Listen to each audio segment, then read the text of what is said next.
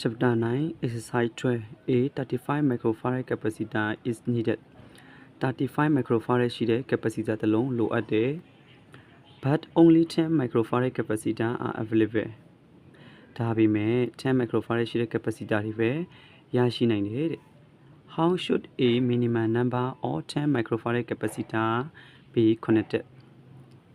10 microfarad ရှိတဲ့ capacitor တွေ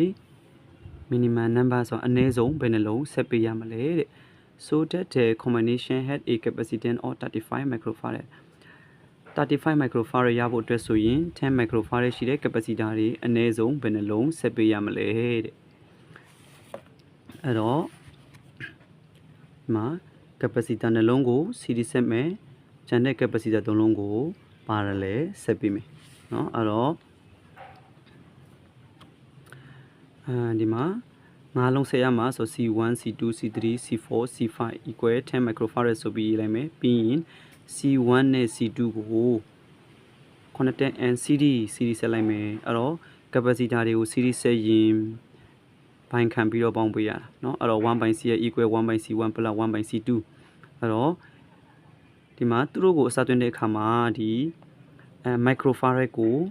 ထဲမတုံဘူးเนาะအဖြေရောက်မှဒီကောင်တွေကိုပြန်ထည့်ပေးမှာအဲ့တော့ 1/10 plus 1/10 အဲ့တော့ 1/CX equal 2/10 အဲ့တော့ CX ကိုပြောင်းပြန်လိုက်ရင်30ကိုလည်းအပေါ်ပြောင်းပြန်လိုက်ပေးရမယ်အဲ့တော့ CX equal to 10/2 အဲ့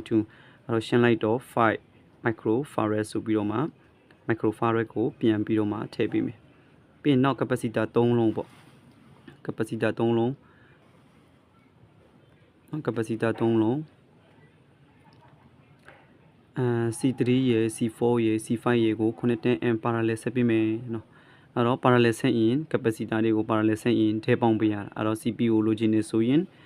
C3 ရယ် C4 ရယ် C5 ရယ်ပေါင်းပေးလိုက်တော့13 microfarad ဆိုပြီးရမယ်ပေါ့အဲ့တော့ဒီမှာ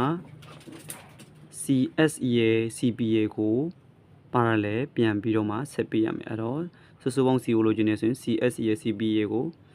parallel ဆက်လိုက်တာဆိုတော့ဒီမှာလုံးလိုက်ရင်35 microfarad ဆိုပြီးတော့မှရတယ်ပြီးရင်စာရေးပေးရမယ်เนาะအဲ့တော့